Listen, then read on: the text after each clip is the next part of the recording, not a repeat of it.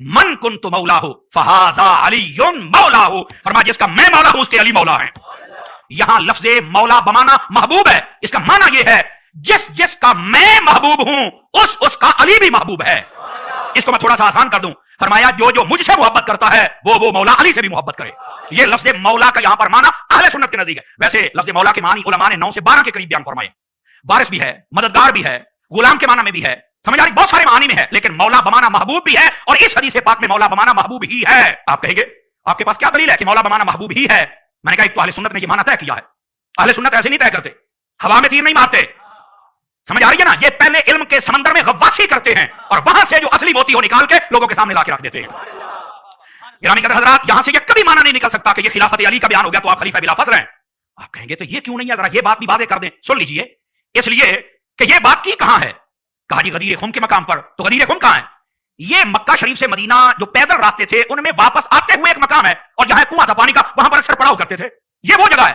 अगर खिलाफत बिला फसल का ऐलान करना या सिर्फ खिलाफत का ही करना था तो नबी पाक वहां पर जब हज का खुतबा दे रहे थे, जहां पर कुल कायनात से आई हुई मखलूक जमा थी, तकरीबन उलमा वो फरमाते हैं कि 1.25 लाख के करीब सहाबा किराम जमा थे, और वहां पर पता नहीं कैसे कैसे रिजाल जमा थे, फरिश्ते जमा थे, और क्या कुछ नहीं था, तो सबके सामने ऐलान होता था कि पता चलता कि ये है खलीफा और बिला फसल है।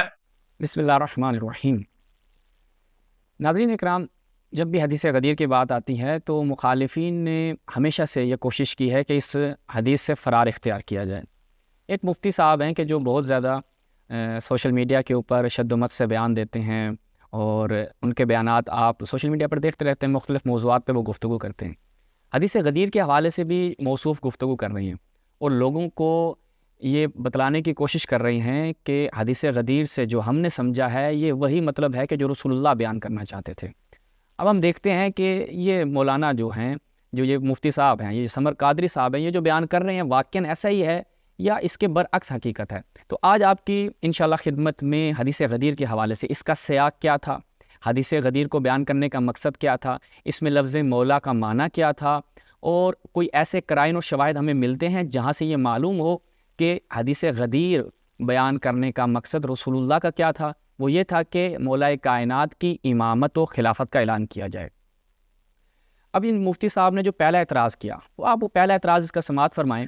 मौला अली शेर खुदा रज़ी अल्लाहु अन्हु, आपने सारी जिंदगी कोई आपका खुतबा उठा के दिखाएं मोतबर और मुस्तनद, जिसकी को सनद भी हो, ऐसे नहीं ना कि आवाज आ जाए। अब आवाजें भी बहुत किस्म की आती हैं, तो ऐसा ना हो, असल बात हो तो उसमें यह साबित कर दिया जाए। मौला अली ने कभी यह दावा किया कि मैं खलीफे बिला फज्ल हूं? तो कहा नहीं। तो मैंने कहा फिर आपको ज्यादा इल्म है या मौला अली को इल्म है? कहता है कि खुद मौला अली अलैहिस्सलाम ने भी कभी भी ये दावा नहीं किया कि इस गदीर के दिन मेरी इमामत और विलायत का ऐलान हुआ है। उन्होंने कभी दावा नहीं किया। हम इस सवाल को पलटाते हैं इनकी तरफ।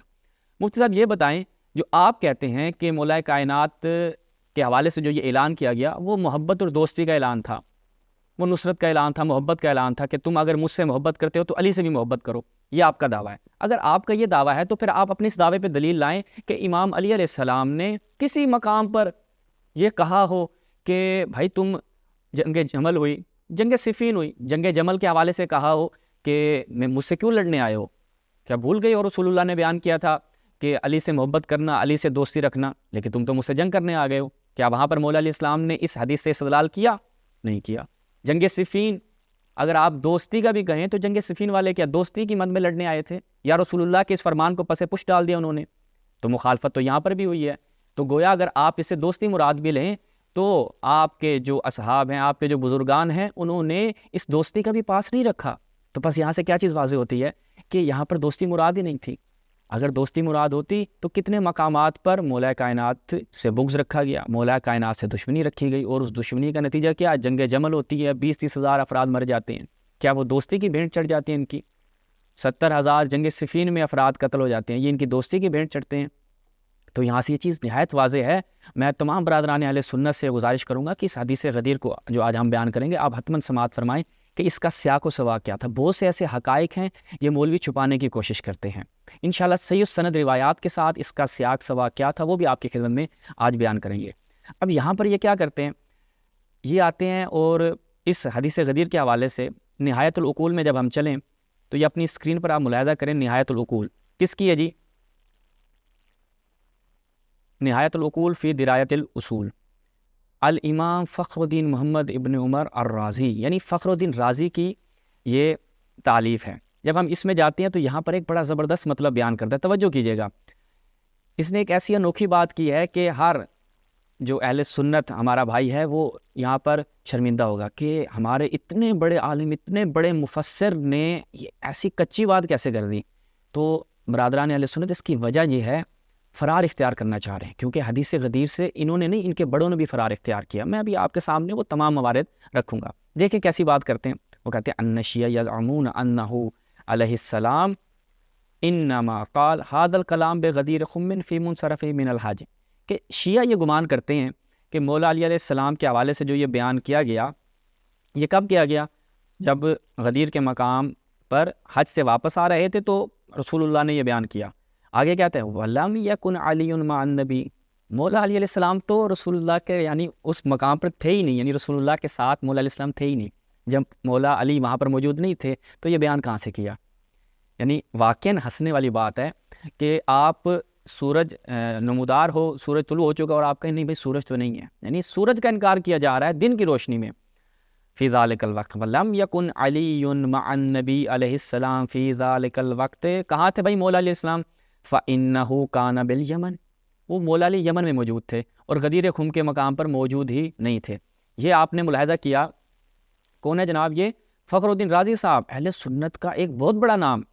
اچھا، اب یہی باتیں جو ہیں وہ ان کے، آپ چلیں اس کتاب میں، میں آپ کی خدمت میں بیان کرتا ہوں، علم کلام کی شرح المواقف۔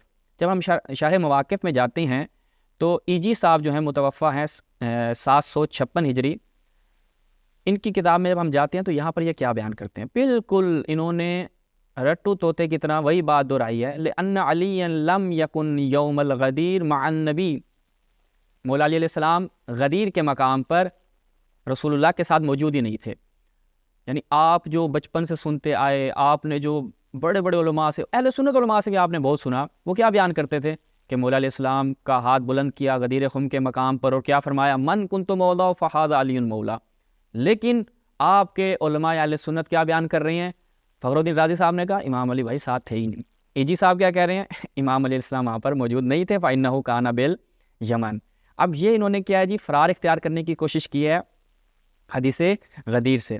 اب ہم اس کا جواب دیتے تو کہتے بھائی شیعہ ہے، رافضی ہے، اس نے ڈنڈی ماری ہوگی، ہم خود جواب نہیں دیتے۔ آپ کے اپنے علماء نے کہا کہ بھائی وہ بات کرو کہ یعنی جھوٹ وہ بولو کہ جو پکڑا نہ جائے، کیونکہ جھوٹ کے پاؤں نہیں ہوتے۔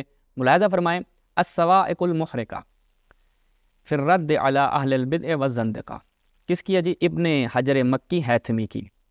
اچھا، یہ اب کوئی شیعہ تو ہے نہیں، کون ہے جناب؟ تشیع کے کٹر دشمن۔ یہ کتاب بھی اس نے کس کے رد میں لکھی؟ تشیع کے رد میں لکھی۔ جب ہم اس کتاب میں چلتے ہیں تو یہاں پر حدیث غدیر کے حوالے سے کیا بیان کرتا ہے، ملاحظہ کریں۔ وہ کہتے ہیں جی حدیث جو غدیر ہے اس حوالے سے تو اصل میں کسی قسم کے شک و شبہ کی گنجائش ہی نہیں ہے۔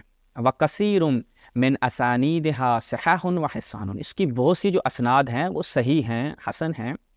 وَلَا الْتِفَاتَ لِمَنْ قَدَحَ فِي صِحَّتِهِ، وہ کہتے ہیں جس بندے نے بھی اس کی صحت کے بارے میں شک و تردید کا اظہار کیا ہے اس کی اصلاً توجہ نہیں کریں، آپ اس بندے کو لفٹ کروانے کی ضرورت نہیں ہے، وہ اتنا اہم بندہ نہیں ہے، چاہے وہ فخر الدین رازی ہو، چاہے وہ ایجی صاحب ہو۔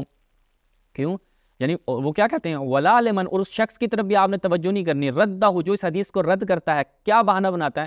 بأن علی کان بالیمن، کہ مولا علیہ السلام اس وقت کہاں تھے؟ یمن میں تھے۔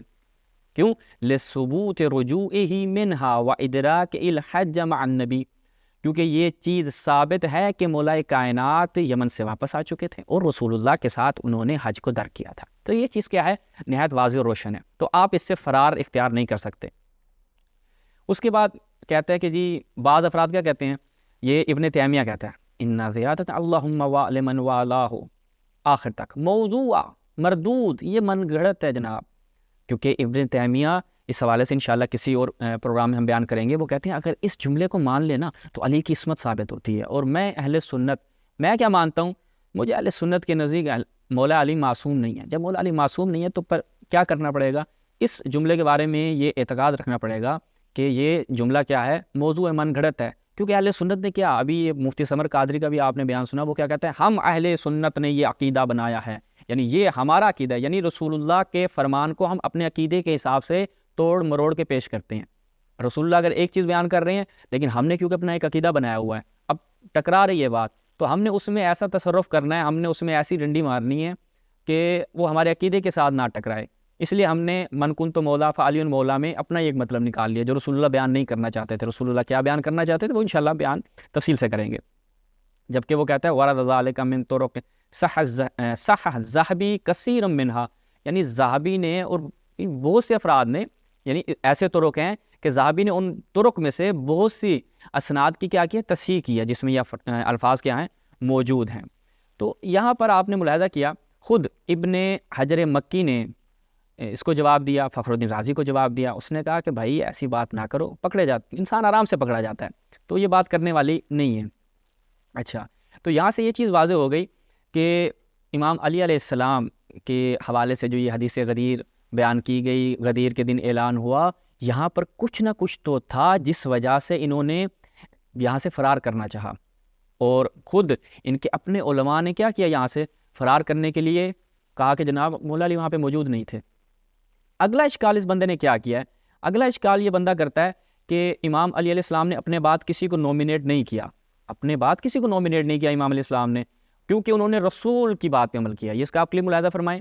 بھی یہ ماحول ہے نا، اس کو ذرا ایک ڈبے میں بند کر کے ذرا اوپر ضرب حیدری لگائیں نا تاکہ ہر شے بند ہو جائے۔ کیوں جی؟ ضرب حیدری لگا کے ہر چیز کو دفن کر دیں، بند کر دیں، اس تابوت جہالت کا ڈھکن ہی بند کر دیں۔ تو کہا کیسے کریں گے آپ؟ میں نے کہا دیکھیے مولا علی شیر خدا مشکل کشا رضی اللہ عنہ، جب آپ پر حملہ ہوا رمضان شریف کے اندر اور جب آپ شہید ہونے کے بالکل قریب وقت تھا تو آپ سے کہا گیا کہ حضور آپ اپنے بعد خلیفہ کا اعلان کر دے۔ غور سے سنیے گا، تو آپ نے فرمایا میں خلیفہ کا اعلان نہیں کروں گا، نومینیٹ نہیں کروں گا۔ کیوں؟ فرمایا آقا کریم علیہ السلام نے بھی اپنے بعد نومینیٹ نہیں کیا تھا، نومینیٹ نہیں کیا تھا، نومینیٹ نہیں کیا تھا، مولا علی کہہ رہے ہیں نہیں نومینیٹ کیا تھا۔ تو پھر کیا کیا تھا؟ فرمایا میرے آقا نے فرمایا تھا اللہ تعالی تم لوگوں کو اس پر جمع کر دے گا جو تم سے زیادہ بہتر ہوگا، جو اللہ کا محبوب ہوگا۔ میں یہ ایک تشریحی ترجمہ کر رہا ہوں، جو اللہ کو پسند ہوگا، اللہ اور مومن جس پر راضی ہو جائیں گے، فرمایا اس پر اللہ تمہیں جمع کر دے گا۔ اور فرمایا پھر حضور نے جب متعین نہ کیا تھا تو ہم سارے ابو بکر پہ راضی ہو گئے تھے کیونکہ وہ سب سے افضل تھے اور وہی اس وقت اہل تھے، ہم نے ان کی خلافت قبول کر لی۔ کیا کہتا ہے؟ کہہ رہا ہے کہ جناب رسول اللہ کے سنت پہ عمل کرتے ہو، جیسے رسول اللہ نے اپنے بعد کسی کو نومینیٹ نہیں کیا تھا، امام علیہ السلام نے بھی اپنے بعد کسی کو نومینیٹ نہیں کیا۔ یعنی یہ جھوٹ، یعنی ایسے ڈٹھائی سے جھوٹ بول رہا ہے، بڑے جناب جوش و ولولے کے ساتھ جھوٹ بول رہا ہے۔ بھی ہم آپ کے سامنے رکھتے ہیں یہ البدایہ والنہایہ۔ کیا کہہ رہے تھے جی؟ امام علیہ السلام نے کسی کو نومینیٹ نہیں کیا۔ انشاءاللہ اس کے سارے جھوٹ آپ کے سامنے اشکار کریں گے۔ ملاحظہ فرمائیں البدایہ والنہایہ، ابن کثیر دمشقی، اب یہ کوئی شیعہ تو ہے نہیں، یہ اب ان مفتی صاحب سے جا کے پوچھے گا ابن کثیر دمشقی کا کیا کیا جائے گا۔ اس میں جب ہم جاتے ہیں الجزء التاسع، اس کی جو ہے وہ 9ویں جلد، جب اس میں جاتے ہیں تو کیا بیان کرتے ہیں؟ ہمیں معلوم ہوگا کہ مفتی صاحب نے درست بات کی یا اپنی طرف سے چھوڑی ہے۔ ملاحظہ فرمائیں اس میں جب ہم اس میں جاتے ہیں صفحہ نمبر 286، ثم بعدهم الحسن بن علی، وہ بیان کرتا آ رہا ہے کہ جناب جو خلفائے اربعہ ابو بکر عمر عثمان، ان کی خلافت جو ہے وہ حدیث سفینہ کی نص کے ساتھ محقق ہوتی ہے، اس کے بعد خلافت 30 سال ہے۔ ثم بعدهم الحسن بن علی کما واقع، یعنی امام حسن علیہ السلام کی باری آتی ہے۔ امام حسن علیہ السلام کو کس نے خلیفہ بنایا؟ کیا یعنی کون تھا جس نے ان کو خلافت کا منصب دیا؟ توجہ کریں، لأن علی اوصى الیہ، کیا جی؟ توجہ کریں، یہ لأن علی اوصى الیہ، امام علی علیہ السلام نے جو ہے وہ امام حسن علیہ السلام کو اپنا وصی قرار دیا، ان کو وصیت کی اور ان کو اپنا جانشین بنایا۔ یہ کیا کہہ رہے تھے؟ کسی کو بھی امام علی علیہ السلام نے نومینیٹ نہیں کیا، تو یہ کون کر رہا ہے؟ وبايعوا اہل العراق۔ یہاں تک یہ بات کمپلیٹ ہو گئی کہ ایک چیز جو یہ مفتی صاحب جھوٹ بیان کر رہے تھے، اس سے یہ چیز معلوم ہو جاتی ہے کہ مفتی صاحب آپ نے جو یہ بات چھوڑی ہے نا، یہ آرام سے پکڑی جاتی ہے۔ دوسری کتاب آپ اپنے اسکرین پہ ملاحظہ فرمائیں، الفتوح ابن عاصم کوفی کی، ابن عاصم کوفی کی الفتوح کو ملاحظہ فرمائیں، المجلد الثانی۔ جب ہم اس میں جاتے ہیں تو یہاں پر بالکل وہی بات جو آپ کی خدمت میں بیان کی کہ امام حسن علیہ السلام نے جو ہے وہ ایک خط لکھا معاویہ کو اور کہا فَإِنَّ امیر المؤمنین علی بن ابی طالب لما نزل بہ الموت، جب امام علیہ السلام کا آخری وقت قریب آیا تو انہوں نے کیا کیا؟ انہوں نے کہا ھذا الامر من بعدہ، یعنی واللانی ھذا الامر من بعدہ، انہوں نے اپنی یہ حکومت، اپنی یہ خلافت، اپنا یہ منصب کسے دیا؟ مجھ حسن کو۔ کون؟ مولا علی علیہ السلام اپنی شہادت کے بعد، یعنی اپنی شہادت کے وقت انہوں نے کیا وصیت کی کہ میرے بعد جو خلیفہ ہوگا، جو جانشین ہوگا میرا، وہ حسن ہوگا۔ جبکہ مفتی سمر قادری صاحب کی آپ نے بات سنی، بیان فرما رہے تھے نہیں جناب، امام علی علیہ السلام نے تو کسی کو نومینیٹ نہیں کیا۔ یہ ان مفتی صاحب کا اگلا جھوٹ تھا۔ اس کے بعد ایک اور جھوٹ جناب مارتے ہیں، وہ کیا ہے؟ وہ کہتے ہیں کہ امام علی علیہ السلام ابو بکر کی خلافت پہ راضی ہو گئے تھے، سارے جناب راضی ہو گئے کہ ابو بکر کی خلافت، لوگ جو ہیں وہ جمع ہوئے، اکٹھے ہو گئے۔ اکٹھے ہونے کے بعد کیا ہوا؟ سب نے کیا کہا؟ بھائی ٹھیک ہے ابو بکر صاحب آپ خلیفہ ہیں، ہم نے آپ کو مان لیا اور آپ کی خلافت کے اوپر ہمیں کسی قسم کا کوئی شک و شبہ نہیں ہے۔ کیا بالکل ایسا ہی ہے؟ جناب ابو بکر جب خلیفہ بنتے ہیں، وہ پہلے تو دیکھتے ہیں بنتے کیسے ہیں، ٹھیک ہے، کیا لوگ ان کو بنا رہے ہیں یا نہیں، یہ بیٹھے بٹھائے جو ہے وہ ایک دفعتاً ایک اچانک کام ہو گیا۔ اچھا جی، ملاحظہ فرمائیں، پہلے تو آپ کو اس حوالے سے اپنی اسکرین پر ملاحظہ فرمائیں صحیح بخاری۔ صحیح بخاری میں جب ہم جاتے ہیں تو یہاں پر بالکل نیچے آپ ملاحظہ فرمائیں، انما کانت بیعت ابی بکر فلتا، ابو بکر کی جو خلافت ہے وہ کیا ہے؟ ناگہانی ہے، جیسے ناگہانی موت نہیں آ جاتی، پتہ ہی نہیں چلتا انسان کے اوپر کسی وقت بھی موت آ جائے۔ جناب ابو بکر کی خلافت کا یہی حال تھا، کسی کو پتہ ہی نہیں تھا، پتہ ہی نہیں چلا جناب خلیفہ بن گئے۔ یہ جناب ابو بکر کی خلافت کی حالت ہے۔ اس کے بعد انہوں نے کہا کہ جناب وہ امام علی علیہ السلام راضی تھے۔ اب دیکھتے ہیں کہ آیا امام علی علیہ السلام واقعاً راضی تھے؟ تو یہ بھی آپ کی خدمت میں بیان کرتے ہیں، صحیح بخاری کی طرف چلتے ہیں، صحیح بخاری سے بیان کرتے ہیں کہ امام علیہ السلام جناب کی خلافت پہ راضی تھے یا نہیں تھے۔ ملاحظہ فرمائے صحیح البخاری، صحیح البخاری میں جب جاتے ہیں، دارالسلام کی یہ چاپ، اس میں ہم چلتے ہیں تو اس میں کیا دیکھتے ہیں؟ ملاحظہ کریں،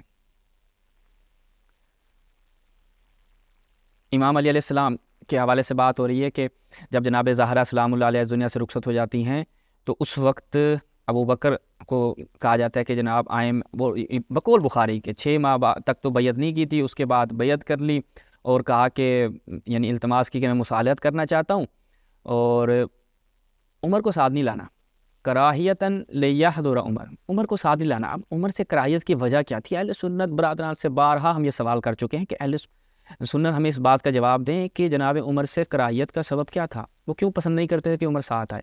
اسے بعض یہ بڑی کوشش کرتے ہیں کہ جناب وہ تند خو تھے، وہ بڑے جناب یعنی یہ کہہ رہے ہیں فظاً غلیظہ، جو ان کے الفاظ ہیں، اس کا ترجمہ کیا بنتا ہے وہ آپ ان کی روایات میں دیکھیں کہ وہ ایک تند خو اور بد اخلاق شخص تھے۔ یہ ان کے ہاں روایات ہیں، ہمارے ہاں نہیں ہیں، بعد میں کہا جائے کہ ہم نے کوئی توہین کی ہے۔ فظاً غلیظہ ایک شخصیت تھے، کیونکہ مصنف ابن ابی شیبہ کی روایت ہے کہ اس میں یہی کہا کہ آپ ابو بکر سے کیا کہا کہ آپ اپنے بعد ایک ایسے شخص کو ہمارے اوپر خلیفہ معین کر کے جا رہے ہیں کہ فظاً غلیظہ، یعنی جو اخلاقی اعتبار سے ٹھیک نہیں ہے، جو لوگوں کے ساتھ بہت تند رویہ رکھتا ہے، بہت برے انداز سے پیش آتا ہے، آپ ایسے فرد کو اپنے بعد خلیفہ معین کر کے جا رہے ہیں، خدا کو آپ نے کیا جواب دینا ہے؟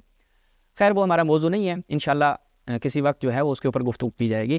جو ہم کہہ رہے تھے کہ امام علی علیہ السلام کیا راضی تھے ابو بکر کی خلافت سے کہ ٹھیک ہے بھائی آپ خلیفہ بن گئے تو میں بہت خوش ہوں اور آپ کا حق تھا، رسول اللہ کے بعد آپ کوئی حق حاصل ہے اور تو کوئی نہیں آ سکتا؟ نہیں، ملاحظہ فرمائیں وَلَكِنَّكَ اسْتَبْدَدْتَ عَلَيْنَا بِالْأَمْرِ، یعنی تم جو ہے وہ زبردستی، ملاحظہ فرمائیں تم زبردستی ہمارے اوپر نافذ ہو گئے ہو بھائی، ہم بالکل رضامند نہیں ہیں، 6 ماہ تک تو بیعت نہیں کی۔ پھر امام علی علیہ السلام کیا فرما رہے ہیں کہ تم اب کیا ہے زبردستی ہمارے اوپر نافذ ہو گئے ہو، 6 ماہ تک بیعت نہیں کی تھی اور جب جناب زہرا کی شہادت ہو جاتی ہے تو اس کے بعد کیا ہے؟ استنکر علی وجوہ الناس، لوگ علی سے متنفر ہونے لگ جاتے ہیں، علی سے دور ہونے لگ جاتے ہیں، کراہیت کرتے ہیں، ناپسند کرتے ہیں مولا علی السلام کو۔ یعنی جب مولا علی ان کا یہ رویہ دیکھتے ہیں بقول یہ ان کے بخاری کے، ہمارا تو عقیدہ یہ ہے کہ امام علیہ السلام نے ایک لمحے اور ایک لحظے کے لیے بھی بیعت نہیں کی، لیکن ان کے بقول جناب 6 مہینے کے بعد بیعت کر لی تھی۔ لیکن امام علیہ السلام اپنا شکوہ وہاں کر رہے ہیں اور بتا رہے ہیں کہ اے ابو بکر میں تمہیں خلافت کا حقدار نہیں سمجھتا، ملاحظہ فرمائیں وَلَكِنَّكَ اسْتَبْدَدْتَ عَلَيْنَا بِالْأَمْرِ وَكُنَّا نَرَىٰ لِقَرَابَتِنَا مِن رَسُولِ اللَّهِ نَصِيبًا. ہم رسول اللہ کی نسبت جو رکھتے ہیں، جو ہماری قرابت ہے، تو اس کو اگر دیکھا جائے تو ہم زیادہ حقدار ہیں. تم حقدار نہیں تھے، کیونکہ تم نے سقیفہ میں جا کر یہی دعویٰ کیا کہ بھائی میں رسول اللہ کا بڑا قریبی ہوں. اگر قرابت تمہارے نزدیک معیار ہے تو ہم رسول اللہ کے نسبت زیادہ قریب ہیں، بجائے یہ کہ تم اپنی قربت کا وہاں پر استدلال کرو کہ بھائی میں رسول اللہ کے قریب ہوں تو مجھے خلافت دینی چاہیے، جبکہ ہم تمہاری نسبت زیادہ قریب ہیں. تو یہاں سے ان مفتی صاحب کا یہ جو بھی پتہ چل جاتا ہے کہ امام علی علیہ السلام قطعاً ان موصوف کی خلافت کو قبول نہیں کرتے تھے، اور اس کو کیا یہ زبردستی کا کام ہوا ہے. اور ہم نے دکھایا کہ وہ کیا پھلتا تھا، پھلتا یعنی ایک ناگہان دفعتاً ایک کام ہو گیا. لوگ ادھر مصروف تھے، رسول اللہ کی ابھی وفات ہوئی تھی، تجہیز و تکفین کے مراحل چل رہے تھے، اور یہاں پر ان چند افراد نے مل کر خلیفہ جو ہے وہ معین کر لیا اپنا. اس کے بعد اگلا جو جھوٹ ان مفتی صاحب نے بولا وہ بڑا خندےدار ہے، یعنی ہم کہیں کہ ہنسانے والا ہے. وہ کہتے ہیں کہ جی امام علی علیہ السلام کو اب یہ غدیر کی طرف موصوف آئے ہیں، وہ کہتے ہیں کہ وہ سیاق سبا کیا بنتا ہے کہ یمنیوں سے مسئلہ تھا، کہ کچھ امام علیہ السلام کا یمنیوں سے غنائم کی تقسیم میں کیا ہو گیا، اختلاف ہو گیا. اور وہاں پہ پھر جا کر امام علی علیہ السلام کی صلح کروانے کے لیے، لوگوں کے ذہن میں امام علیہ السلام کی محبت ڈالنے کے رسول اللہ نے ایک زحمت کی. وہ میں ابھی آپ رکھوں گا آپ کی خدمت میں کہ کیا کیا وہاں پر چیزیں تھیں. تو کیا ہوا، کہا جناب آپ صلح کر لیں، من کنت مولا فعلی مولا، جو مجھ سے محبت کرتا ہے وہ علی سے بھی محبت کرے. یہ کیا ایک سینیریو کریٹ کیا ان مفتی صاحب نے. پہلے ان مفتی صاحب کی آپ بات سنیں اس حوالے سے. یہ اصل واقعہ پتہ کیا تھا، اس کا پس منظر کیا تھا، جس کو آج تک عوام میں نہیں بیان کیا جاتا. ہاں سنی بیان کرتے ہیں اور ہم بھی بیان کر. سنیے کیا تھا. جب آقا کریم علیہ السلام یہاں غدیر خم کے مقام پہ تشریف لائے نا، تو یہاں سے یمن والوں نے اپنے شہر کو جانا تھا اور مدینے والوں نے اپنا. آقا کریم علیہ السلام جو بھی جاتا تھا اس کی بات سنتے تھے، کوئی معاملہ ہوتا وہ سنتے تھے اور ان کی تربیت فرماتے تھے، ان کو جو سبق شریعت کا دیتے تھے اور آپ کو رخصت فرما دیتے تھے. جب یمن والے جانے لگے، چونکہ اس وقت یمن کے اندر حضرت علی المرتضیٰ شیر خدا رضی اللہ عنہ آپ کو بھیجا گیا تھا، آپ وہاں پہ سارے پیغامات دینیہ آقا کریم علیہ السلام کی اجازت سے ان لوگوں کو سکھاتے تھے، پہنچاتے تھے اور سمجھاتے تھے. بعض لوگوں نے حضرت علی کی آ کے نا بے جا شکایتیں شروع کر دیں. اصل یہ پس منظر تھا، جب انہوں نے حضرت علی کی شکایتیں لگائیں تو آقا کریم صلی اللہ علیہ وسلم آپ نے سب لوگوں کو جمع فرمایا. اس میں ایک فصیح و بلی خطبہ ارشاد فرمایا، جس کے اندر بہت ساری چیزیں بیان کرنے کے ساتھ آپ نے یہ بھی فرمایا کہ میں تمہارے درمیان دو چیزیں چھوڑ کے جا رہا ہوں، ایک اللہ کا قرآن ہے اور دوسری میری اہل بیت ہے. اور ساتھ ہی ساتھ میرے آقا نے یہ بھی فرمایا کہ یہ جو اعتراض علی پر کر رہے ہو، فرمایا کہ یہ نہیں، اگر مجھ سے محبت کرتے ہو تو علی سے بھی محبت کرو. یہ تھا اس کا جواب. ایسے ہی اعتراض کرنے کا کیا مقصد ہے؟ اب نبی کو پتا تھا جس کو چھوٹے ہوتے ہوئے جیسے چوگ کھلا کے ایک بچے کو پالا جاتا ہے، جس علی کو میں نے پالا ہے، بھلا وہ شریعت کے خلاف قدم اٹھائے گا؟ یہ نہیں ہوگا. تو آقا کریم صلی اللہ علیہ وسلم نے ان کے تمام تر خیالات کو وہاں پر روک دیا اور فرمایا کہ علی سے بس محبت کرنی ہے. اور اس میں اشارہ ادھر بھی ہے جو آقا کریم نے فرمایا تھا، اللہم ادر الحق ہے سدار، فرمایا یا اللہ حق کو ادھر موڑ دے جدھر میرا علی جاتا ہے. ہاں جدھر علی ہے ادھر حق ہے. تو فرمایا جب حق ہے ہی علی کے ساتھ تو تم اعتراض کیوں کرتے ہو؟ مجھ سے محبت اور علی پر اعتراض. مجھ سے محبت کرو تو پھر علی سے بھی محبت کرو. یہ مسئلہ تھا جو آقا کریم بتا رہے تھے، اور اس کو دیکھ لو رنگ کیا دے دیا گیا. جی آپ نے ملاحظہ کیا مفتی صاحب کہہ رہے ہیں یمنیوں سے مسئلہ تھا. اب ہم دیکھتے ہیں کہ آیا یمنیوں سے مسئلہ تھا یا نہیں تھا، کیونکہ یہ چیز تو واضح ہے کہ جو یہ یمنیوں کے حوالے سے بات کی جاتی ہے ایسا بالکل بھی نہیں تھا. وہ اس لیے کیونکہ جن صحابہ کے ساتھ مولا علیہ السلام کا مسئلہ تھا، جو صحابہ مولا علیہ السلام سے بغض رکھتے تھے اور انہوں نے کہا کہ ہمیں جو ہے وہ علی سے شکوہ اور شکایت ہے، انہوں نے وہ اپنی شکوہ شکایت مدینے میں ہی رسول اللہ کے سامنے رکھ دی تھی. اور رسول اللہ نے کیا کہا تھا کہ تم جو ہے وہ علی سے بغض نہ رکھو، وہ مجھ سے ہے اور میں اس سے ہوں. یہ آپ کی خدمت میں بیان کرتے ہیں کہ آیا یمنیوں سے مسئلہ تھا. ملاحظہ فرمائیں اپنی اسکرین پر صحیح سنن ترمذی، صحیح سنن ترمذی. ناصر الدین البانی صاحب نے کیا کیا ہے، اس میں سے سنن ترمذی کے دو حصے کیے، جو صحیح روایات تھیں ان کو علیحدہ کیا، جو ضعیف تھی ان کو علیحدہ کیا، اور اس کے بعد یہاں پر روایت ملاحظہ فرمائیں. روایت کیا ہے؟ باب مناقب علی ابن ابی طالب. امام علیہ السلام کے مناقب میں جب ہم جاتے ہیں تو وہاں پر یہ روایت ہے کہ بعث رسول اللہ جیشن، یعنی رسول اللہ جو ہیں وہ اپنی فوج کو بھیجتے ہیں اور ان کے اوپر امام علی علیہ السلام کو کیا حاکم معین کرتے ہیں. یہ بات آگے تک چلتی جاتی ہے. اس کے بعد کیا ہے جی، جب وہ واپس آتے ہیں نا، فقام احد الاربعہ، ان میں سے چاروں میں سے ایک کھڑا ہو گیا. اس نے کہا کہ یا رسول اللہ علم ترى الی علی ابن ابی طالب صنع کذا و کذا، کہ آپ علی کی طرف نہیں دیکھتے، علی نے ہمارے ساتھ کیا کیا. پھر دوسرا کھڑا ہو گیا، اس نے کیا مثلا مقالت ہی، اس نے بھی وہی بات کی. پھر تیسرا کھڑا ہو گیا، اس نے بھی وہی بات کی، سما کام اور آپ، چوتھا بھی یہی کھڑا، یعنی وہ بھی کھڑا ہو گیا، اس نے کہا بھائی ہمیں بھی امام علیہ السلام سے یہ مسئلہ ہے. رسول اللہ فاقبل رسول اللہ نے ان کی طرف متوجہ ہو کہ والغضب یعرف فی وجہہ، رسول اللہ کے چہرے پر غضب کے آثار ظاہر ہو رہے تھے. کیا مطلب ہے؟ یعنی جب ان لوگوں نے مولا کائنات کی شکایت کی، رسول اللہ غضبناک ہو گئے. یہ چیز بھی جو ہے وہ اس چیز کو بتلاتی ہے کہ اگر علی کے حوالے سے کوئی شخص بھی کچھ بھی کہے تو رسول اللہ غضبناک ہو جایا کرتے تھے. اس کے بعد کیا کہا؟ ما تريدون من علی، علی سے کیا چاہتے ہو تم لوگ؟ ما تريدون من علی، ما تريدون من علی، 3 مرتبہ ملاحظہ فرمائیں. فقال ما تريدون من علی، ما تريدون من علی، ما تريدون من علی، 3 مرتبہ کہا علی سے کیا چاہتے ہو. آگے کیا فرمایا؟ ان علی منی وانا منہ، میں علی مجھ سے ہے اور میں علی سے ہوں. اس کے بعد یہیں پر حدیث تمام ہوتی ہے. نہیں، بڑے پیارے جملے، ہوا ولی کل مؤمن بعدی، علی ہر مومن کا ولی ہے میرے بعد. اہل سنت یہاں پر کیا کہتے ہیں؟ اہل سنت برادران کہتے ہیں لفظ ولی یہاں پہ دوست کے لیے، یعنی لفظ مولا وہاں پہ دوست، یہاں پہ بھی لفظ ولی جو ہے وہ دوست کے لیے آیا.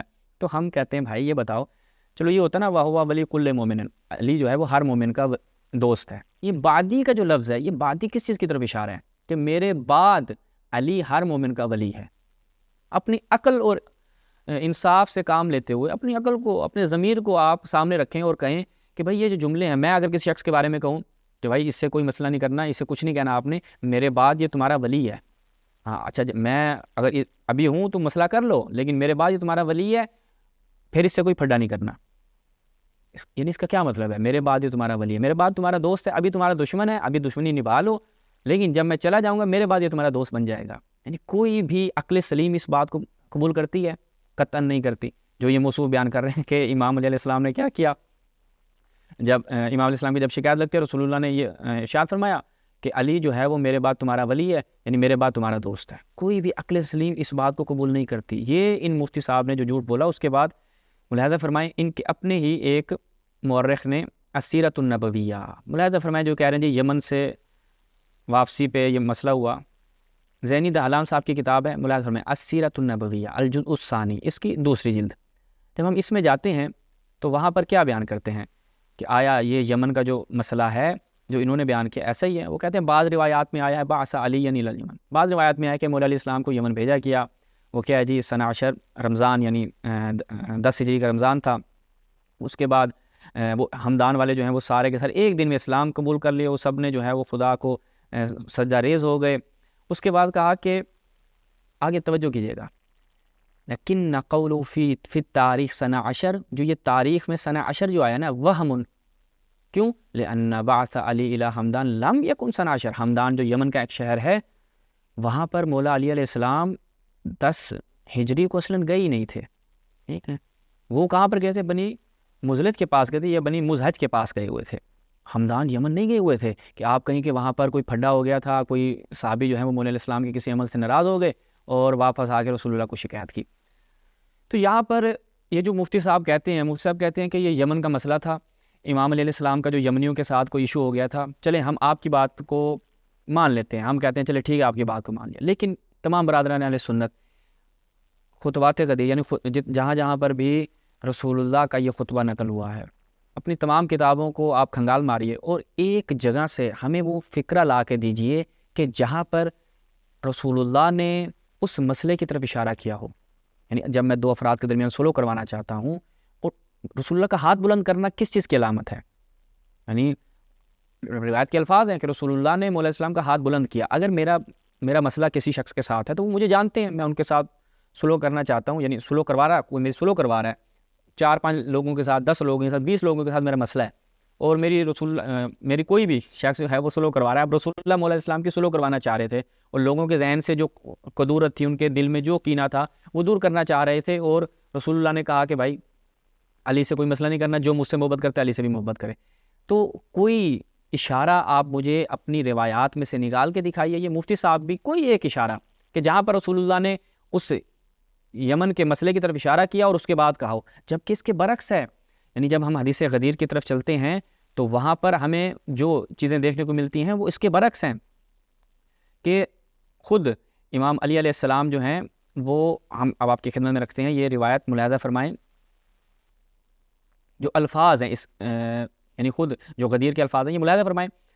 علی بن ابی طالب خصائص امیر المؤمنین علی بن ابی طالب, ٹھیک ہے, امام نسائی کی یہ کتاب ہے. جب ہم اس میں چلتے ہیں تو یہاں پر روایت ملاحظہ فرمائیں, ٹھیک ہے. اب یہاں پر کیا ہے, امام علی علیہ السلام رہبہ کے مقام پر لوگوں کو قسم دے رہے ہیں, خدا کی قسم دے رہے ہیں. یعنی دوستی, اگر یہ دوستی کا مسئلہ تھا, دوستی پہ قسم دینی, یعنی کوئی ضرورت ہے کہ آپ قسم دے کہ بھئی جو ہے وہ مجھے رسول اللہ نے تمہارا دوست بنایا تھا, رسول اللہ نے کہا تھا مجھ سے محبت کرنا, اس پہ کوئی قسم کی ضرورت ہے؟ نہیں.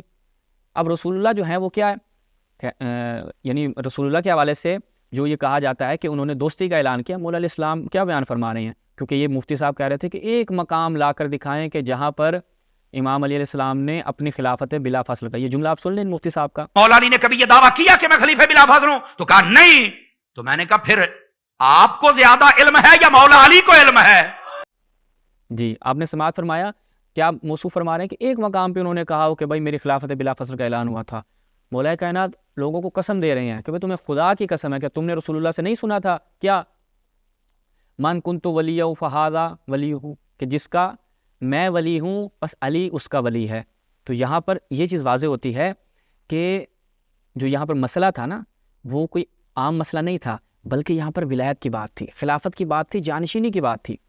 اس کے بعد ہم سلسلہ تو احادیث صحیحہ البانی صاحب کی جب اس کتاب میں چلتے ہیں تو یہاں پر بھی ملاحظہ فرمائیں, ناصر الدین البانی کی المجلد الرابع, چوتھی اس کی جلد ہے. جب ہم اس میں چلتے ہیں تو یہاں پر ملاحظہ فرمائیں. اب یہ الفاظ توجہ کیجیے گا جو میں شروع میں بیان کر رہا تھا کہ خود اس حدیث کے الفاظ بتاتے ہیں کہ رسول اللہ نے پہلے اعتراف لیا لوگوں سے, اتعلمون انی اولی بالمؤمنین من انفسہم, کہ تم جانتے ہو کہ میں مؤمنین پر ان کے نفسوں سے زیادہ اولویت رکھتا ہوں. اب یہ جو اعتراف لیا جا رہا ہے, یعنی کہیں پر بھی آپ ہمیں نہیں دکھا سکتے کہ یمن کے مسئلے کی بات کی جا رہی ہو کہ بھئی یمن میں تمہارے ساتھ علی کا جو مسئلہ ہوا اس مسئلے کو اپنے ذہن سے نکال دو, علی کے حوالے سے جو تمہارے ذہن میں قدورت ہے اس کو نکال دو, تمہارے دل میں جو کچھ ہے نکال دو. کہیں پر بھی اشارہ نہیں ہے, بلکہ اس کے برعکس اولویت کی بات ہو رہی ہے. اتعلمون انی اولی بالمؤمنین من انفسہم قالوا نعم یا رسول اللہ. جب یہ اعتراف لے لیا اولویت کا کہ میں تمہارے نفسوں پر, سیاق دیکھیے گا, کہ میں تمہارے نفسوں پر تم سے زیادہ اولویت رکھتا ہوں, فوقیت رکھتا ہوں, من کنت مولا فہذا مولا, تو پس جس کا میں مولا ہوں, جس کے نفس پر, جن لوگوں کے اوپر میں اولویت رکھتا ہوں, علی بھی ان لوگوں کے اوپر, ان کے نفسوں کے اوپر ان سے زیادہ اولویت رکھتا ہے. تو یعنی یہ خود سیاق بتا رہا ہے کہ رسول اللہ جو ہے وہ کسی دوستی کا اعلان نہیں کر رہے تھے, بلکہ امام علی علیہ السلام کے خلافت بلا فصل کا اعلان کر رہے تھے, لوگوں کو بتلا رہے تھے. یہ خود اس حدیث کا سیاق ہمیں بتا رہا ہے. اس کے بعد جو اعتراض کیا جاتا ہے ناظرین وہ بڑا قابل توجہ ہے. وہ یہ کہتے ہیں کہ امیر المومنین علیہ السلام کی اگر خلافت کا اعلان کرنا تھا تو کہاں پر کر دیتے؟ وہ جناب انہیں کر دینا چاہیے تھا مکہ میں. کیوں؟ مکہ میں بہت سارے موجود تھے, بڑی جمعیت موجود تھی, تو وہاں پر اعلان کر دیتے تو کیا مسئلہ تھا؟ اگر وہاں پر اعلان کر دیتے تو سارے سن لیتے, رسول اللہ جو ہے وہ امام علیہ السلام کی امامت کو سب تک پہنچا دیتے. اچھا, یہ لوگ جو ہیں وہ رسول اللہ کے حوالے سے الیاذ باللہ رسول اللہ کو اپنی نسبت جو ہے وہ اتنا سمجھدار نہیں سمجھتے, جبکہ جب ان کے جناب عمر کی بات آتی ہے وہ اور کچھ صحابہ آپس میں کیا طے کرتے ہیں کہ ایک اعلان کرنا تھا. یہ آپ اسکرین پر ملاحظہ فرمائیں کتاب الحدود کی اس روایت کو. کسی شخص نے کیا کہا, روایت بڑی طولانی ہے, ٹھیک ہے, روایت کو آپ کتاب الحدود میں جا کر ملاحظہ فرمائیں. روایت بڑی طولانی ہے کہ کسی شخص نے کہا کہ بھئی ایک شخص نے جو ہے وہ امیر المومنین یعنی اسی جناب عمر سے کہا کہ اگر آپ یعنی اس دنیا سے چلے جائیں تو یعنی لو قد مات عمر با یا تو فلانا, میں جناب فلاں بندے کی کیا کر لوں گا, بیعت کر لوں گا. ٹھیک ہے, تو یعنی یہ بات سنی, انما کانت بیعت ابی بکر فلتا, یہاں پر وہی الفاظ. اور اس شخص نے کیا کہا کہ ابو بکر کی جو خلافت تھی وہ ایک ناگہانی حادثہ تھا, وہ ایسے ہی جناب ایک واقعہ رونما ہو گیا. اس کے بعد آگے خود یہ بیان کرتے ہیں اس روایت کے اندر, اب جب عمر کو پتہ چلا تو عمر نے کہا کہ میں ابھی خطبہ دوں گا, اور خطبہ دے کر یہ جو جتنے بھی لوگ ایسے جو یہ لوگ سوچ رہے ہیں کہ وہ میرے بعد خلافت کو غصب کر لیں گے وغیرہ وغیرہ, فلاں کی بیعت کر لیں گے, میں ان کے سارے دماغ بھی ٹھیک کرتا ہوں. تو عبد الرحمن ابن عوف نے کہا بھائی ایسا نہیں کرو, ٹھیک ہے, یہاں پر تمہیں پتہ ہے حج کا موسم ہے, ہر قسم کے لوگ ہیں یہاں پر, اچھے لوگ بھی ہیں, برے لوگ بھی ہیں, اور اب اگر تم یہ کرو گے تو یہاں پر تمہاری بات نہیں پہنچے گی. کون یہ مشورہ دے رہا ہے؟ یہ جناب مشورہ دیا جا رہا ہے، کس کو؟ یہ ملاحظہ فرمائے اپنے اسکرین پر، فقلت یا امیر المومنین لا تفعل، بھائی یہ مقام نہیں ہے کہ آپ یہاں پر کیا کریں، جا کر خطبہ دیں، کیوں؟ فإن الموسم یجمع الناس وغوغاہم، یہ جو موسم ہے نا، اس حج کے موسم میں کیا ہے، ہر عام سطح کا فرد یہاں پر موجود ہے، لوگ شور و غل کرتے ہیں، اصلاً بات ہی نہیں سنتے۔ یہ ہوگا کیا کہ آپ نے کوئی بات کی، انہوں نے اس کا غلط مطلب نکال لیا، تو یہ بات ٹھیک سے نہیں پہنچے گی۔ ہر قسم کے جو ہے آپ کہہ لیں کہ ذہنی سطح کے افراد موجود ہوتے ہیں۔ تو بس یہاں سے یہ چیز واضح ہوتی ہے کہ بھائی عبد الرحمن بن عوف کی عقل جو ہے وہ رسول اللہ کی نسبت آپ لوگوں کے نزدیک زیادہ کام کرتی ہے۔ اس کو پتہ تھا آپ رسول اللہ کے اوپر لازم قرار دے رہے ہیں کہ ان کو یہی غدیر کا جو اعلان تھا، اگر خلافت کا اعلان تھا، ولایت کا اعلان تھا، وہ مکہ میں کر دینا چاہیے تھا۔ لیکن عبد الرحمن بن عوف صاحب کہتے ہیں کس سے؟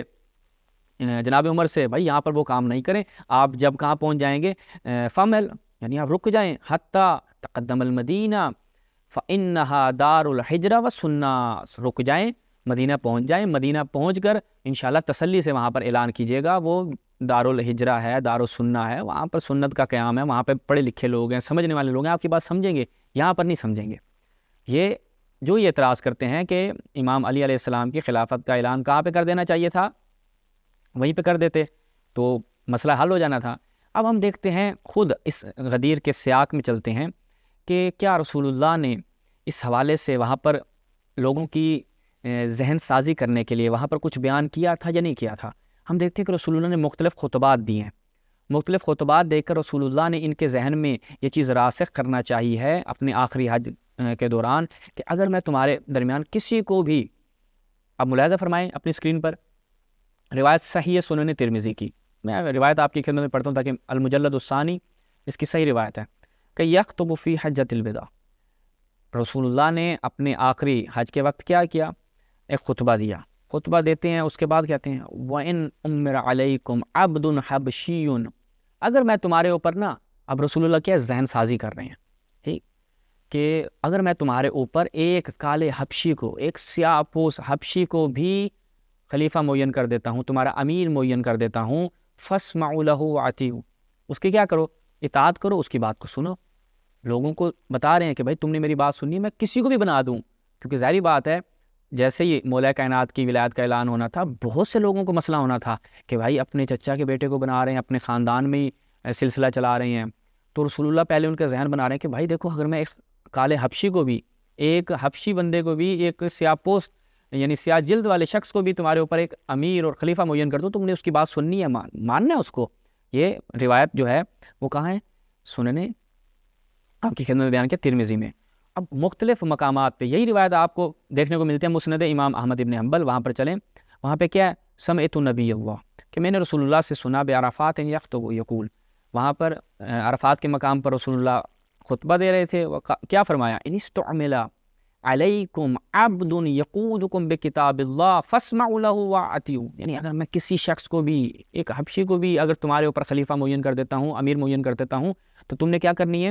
اس کی اتباع کرنی ہے، اس کی بات کو سننا ہے، اور اس کی بات سے روگردانی نہیں کرنی۔ اب دیکھیں یہ جو بخاری سے آپ کے سامنے روایت رکھی کہ عبد الرحمن بن عوف کہہ رہا ہے یہاں پر حج کے دوران ہر قسم کا بندہ آیا ہوا ہے، مختلف جگہوں سے لوگ آئے ہوئے ہیں، ان کی ذہنی سطح کا ہمیں بھی نہیں پتہ، وہ عام لوگ ہیں، پتہ نہیں بات سنتے نہیں سنتے، شور شرابہ شروع کر دیں گے۔ واقعاً ایسا ہوا، رسول اللہ نے چاہا کہ مکہ میں اعلان کریں کس چیز کا؟ خلافت کا، اور اپنے بعد 12 خلفاء کا اعلان کریں۔ ملاحظہ فرمائیں اپنی اسکرین پر صحیح سنن ابی داؤد، صحیح سنن ابن داؤد میں جب ہم چلتے ہیں تو یہاں پر روایت کیا ہے؟ رسول اللہ نے، جابر ابن سمرہ سے روایت ہے، سمعت رسول اللہ، میں نے رسول اللہ سے سنا، یقول ولا یزال ھذا الدین عزیزا الی 12 خلیفہ، وہی 12 خلیفوں والی روایت کی دین جو ہے وہ کب قوام پکڑے گا، کب یہ مستحکم ہوگا کہ جب 12 خلیفہ میرے بعد آئیں گے۔ اچھا، جب رسول اللہ نے بیان کیا لوگوں نے سن لیا؟ نہیں، فکبر الناس، اللہ اکبر اللہ اکبر، بھائی صدائیں بلند ہو گئیں، رسول اللہ خطبہ دے رہے ہیں، لوگوں کی صدائیں بلند ہو گئیں، وزجو، شور و غل شروع کر دیا، آپس میں جو ہے وہ چہمگوئیاں شروع ہو گئیں، اور رسول اللہ کی بات نہیں سنی۔ اس کے بعد ثم قال کلمۃ خفیفہ، اس کے بعد بہت ہلکی آواز میں جو ہے وہ میں نے ایک، رسول اللہ نے ایک جملہ بیان فرمایا، میں نے اپنے باپ سے پوچھا یا ابت ما قالا، کیا کہا تھا؟ یعنی ایک اس حدیث کے اوپر بھی گفتگو کی جا سکتی ہے کہ رسول اللہ کہہ رہے میرے بعد 12 خلیفے ہیں، یعنی ایک مبہم کلام، 12 خلیفے کون ہیں، کیا ہے، ان کی کیا خصوصیات ہیں، ان کے نام کچھ بھی نہیں، رسول اللہ نے کچھ نہیں بتایا. کیوں؟ لوگوں نے شور و غل شروع کر دیا تھا، اصل رسول اللہ کی بات سننے کو تیار نہیں تھے. تو جب کہتا ہے میں نے اپنے باپ سے پوچھا کہ ابا جی یہ بتائیں کہ وہ کس کا اعلان کرنا چاہ رہے تھے، وہ 12 خلیفے کون تھے، وہ کیا ان کے بارے میں بتانا چاہ رہے تھے. اور وہ جو انہیں ایک ہلکی آواز میں بات کی. اب یہ ہلکی آواز میں رسول اللہ بیان کر رہے ہیں، اب جب کسی کو آواز جا ہی نہیں رہی تو یعنی ایک لا یعنی بات ہو جائے گی کہ لوگوں نے شور و غل شروع کر دیا اور رسول اللہ خطبہ دیے جا رہے ہیں. تو ان کے والد صاحب کہتے ہیں کلہم من قریش، سارے کے سارے کہاں سے ہیں جی؟ قریش سے ہیں. تو اب یہاں سے یہ چیز سمجھ میں آتی ہے کہ جو عبد الرحمن بن عوف نے بات کی وہ بات درست تھی، اور رسول اللہ نے اس لیے یہاں پر خطبہ غدیر نہیں دیا، مولا کائنات کے حوالے سے بیان نہیں کیا. اس کے بعد صحیح سنن ترمذی میں جب ہم چلتے ہیں، ملاحظہ فرمائیں صحیح سنن ترمذی، اس میں کیا ہے جناب؟ اب رسول اللہ جو ہیں وہ یہاں پر بیان فرما رہے ہیں تاکہ لوگوں کے ذہن میں آ جائے کہ یہ میرا آخری حج ہے اور میں اس دین کو ایسے نہیں چھوڑ کر جا رہا، بلکہ میں اس کے لیے اہتمام کر کے جا رہا ہوں. تو اس مقام پر بھی رسول اللہ نے لوگوں کی ہدایت کے لیے جو چیزیں معین کی وہ ملاحظہ فرمائیں اپنی اسکرین پر. صحیح سنن ترمذی، اس میں جب ہم چلتے ہیں تو ایک صحیح سند روایت ہے. کیا ہے کہ یوم عرفہ پہ رسول اللہ نے کیا بیان فرمایا؟ یا ایھا الناس، اے لوگو، انی قد ترکت فیکم ما ان اخذتم بہ لن تضلوا، اگر تم ان سے تمسک کرو گے، میں تمہارے درمیان کچھ ایسی چیزیں چھوڑ کر جا رہا ہوں، اگر تم ان سے تمسک کرو گے کبھی گمراہ نہیں ہوگے. یہ حج کے موقع پہ ہی دیکھیں، وہاں پر 12 خلیفوں کی روایت بیان کی. اب حج کے موقع پہ ہی حدیث ثقلین کو بیان کر رہے ہیں کہ اگر تم ان سے تمسک کرو گے کبھی گمراہ نہیں ہوگے. یا رسول اللہ کس سے تمسک کرنا ہے؟ کتاب اللہ و اطرتی، میری اہل بیت اور خداوند متعال کی اس کتاب سے تمسک کر رہے ہیں. اب رسول اللہ اس سیاق سے اگر چلیں، 12 خلفاء کی بات کی، 12 خلفاء سے بھی آپ پہلے چلیں. کیا کہا کہ اگر ایک کالے حبشی کو بھی میں خلیفہ بناتا ہوں، اس کی بات سننا، اس کی اطاعت کرنا. اس کے بعد کیا 12 خلیفوں کے حوالے سے بات کی کہ 12 خلیفے آئیں گے میرے بعد اور ان سے اسلام مستحکم ہوگا. اس کے بعد حدیث ثقلین بیان کی جاتی ہے، اور پھر جب خدا کی طرف سے ابلاغ ہوتا ہے، انشاءاللہ اگلی ہم قسط میں بیان کریں گے کہ وہ آیت جو ہے وہ اس کا شان نزول کیا تھا، کس کے حوالے سے وہ آیت جو ہے وہ نازل ہوئی تھی. انشاءاللہ وہ اگلی قسط میں بیان کریں گے. اس کے بعد رسول اللہ کیا ہے؟ غدیر کے مقام پر امام علیہ السلام کی ولایت کا اعلان کرتے ہیں. تو اس پورے سیاق و سباق کو دیکھا جائے، اور خود علماء اہل سنت نے لکھا، مستدرک علی الصحیحین میں یہ روایت موجود ہے کہ رسول اللہ نے وہاں پر سب کو جمع کیا. جمع کرنے کے بعد یہ ولایت کا اعلان کیا، اور وہ دن سب سے گرم دن تھا، یعنی اس سے زیادہ گرم دن ہم نے نہیں دیکھا. یعنی معقول ہے کہ آپ کہیں جی وہ کچھ افراد کے درمیان مسئلہ تھا، اور اتنے سارے صحابہ کو، جن کے صحابہ ان کا تو مسئلہ ہی نہیں ہے نا، ان کا تو کوئی قصور نہیں ہے، جو چلے گئے ان کو پیچھے بلایا، اور کچھ جو رہ گئے تھے پیچھے ان کا انتظار کیا تھا کہ وہ آ جائیں. یہ پورا اہتمام کرنا بتاتا ہے کہ یہاں پر نہایت اہم اعلان ہونے جا رہا تھا، اور وہ کیا تھا؟ امام علیہ السلام کی ولایت، امامت اور خلافت کا. انشاءاللہ اگلی قسط میں مزید حدیث غدیر کے اوپر جو اعتراضات کیے جاتے ہیں ان کے جوابات کے ساتھ حاضر ہوں گے. تب تک کے لیے والسلام علیکم ورحمۃ اللہ یا علی مدد.